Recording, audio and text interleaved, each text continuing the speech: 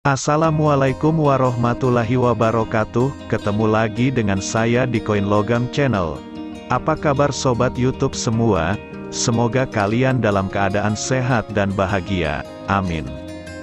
Numismatik, hobi dan sejarah uang Indonesia yang buatmu kagum. Pasti tahu atau pernah dengar koin warisan Mbah Buyut atau leluhur ini kan?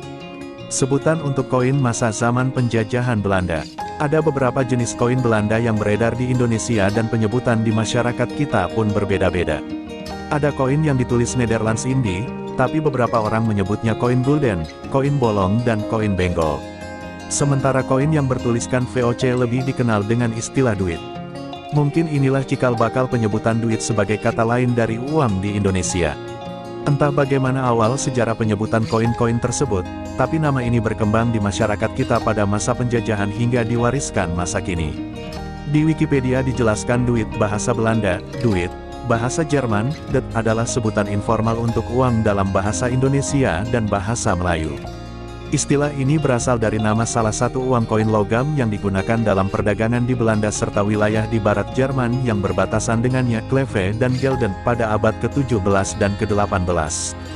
Indonesia, Malaysia dan beberapa wilayah di Amerika dan Afrika yang pernah berada di bawah pemerintahan VOC dan kolonial Belanda kemudian juga turut menggunakannya. Seperti biasa sebelum saya lanjutkan alangkah baiknya like, subscribe, komen, dan jangan lupa nyalakan juga loncengnya agar tidak ketinggalan informasi seputar uang kuno dari berbagai negara di dunia. Terima kasih. Koin duit digunakan di Belanda sampai dengan tahun 1854. Secara etimologis, kata duit, det berasal dari kata bahasa Norse kuno teit yang artinya sejenis koin kecil, namun arti harfiahnya ialah kepingan-kepingan. Dalam buku sejarah pernah diterangkan bahwa Indonesia dijajah Belanda selama 350 tahun. Namun sebelum Belanda masuk, Indonesia sudah memiliki beberapa mata uang dari berbagai kerajaan yang berkuasa pada masa itu serta uang dari para pedagang China yang biasa disebut dengan gobok China atau bis China. Sementara koin VOC mulai beredar di Indonesia sekitar tahun-tahun 1726 sampai tahun 1794, beberapa katalog uang koin menyebutkan koin ini dibuat sekitar tahun 1602 dan beredar di seluruh wilayah jajahan VOC, Verenigde Oost-Indische Compagnie, hingga sekitar tahun 1800. Kemudian sekitar tahun-tahun 1800 sampai tahun 1945 beredar dua jenis uang, yaitu uang Neder Indie atau Nederlindi atau yang dikenal dengan duit dan uang Indie Batavia yang juga mulai diterbitkan secara bersamaan, saat pemerintah Belanda menetapkan Batavia atau Jakarta sebagai ibu kota Hindia Belanda.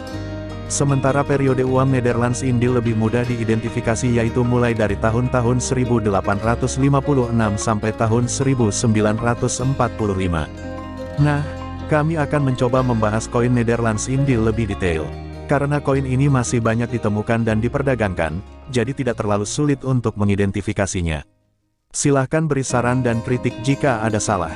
Karena kami hanya kolektor bukan sejarawan.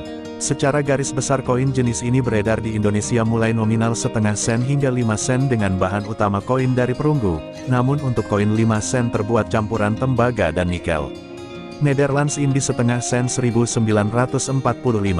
berat 2,3 gram, diameter 17 mm. Desain, terdapat tulisan Nederlands Indie setengah sen di lingkaran paling luar.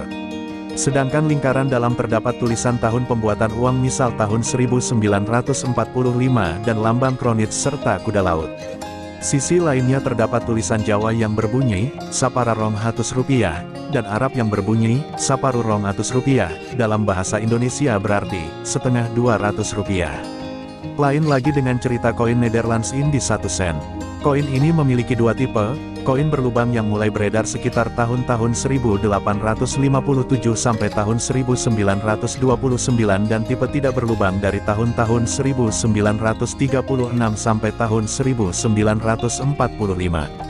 Memiliki berat sekitar 4,8 gram dengan diameter 23 mm.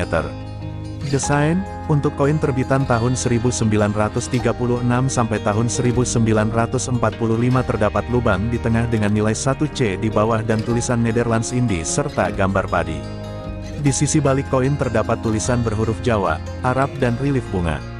Sementara untuk koin terbitan tahun 1857 sampai tahun 1929 koin ini tidak memiliki lubang. Desainnya terdapat logo Kronet Dutch Amst yang diapit angka tahun terbit koin. Di atasnya terdapat tulisan Nederlands Indië dan nominal koin. Sisi di baliknya tulisan huruf Jawa dan Arab. Ada dua kesamaan pada koin ini, yaitu kesamaan tulisan huruf Jawa dan Arab. Pada kalimat yang tertulis menggunakan aksara Jawa berbunyi, sapara Rp100. Sementara yang tertulis huruf Arab berbunyi, sapara Rp100, dalam bahasa Indonesia berarti, setengah Rp100. Keunikan lain di koin 1C terbitan 1945, yaitu adanya huruf P, D dan S yang tertulis kecil setelah angka 1945.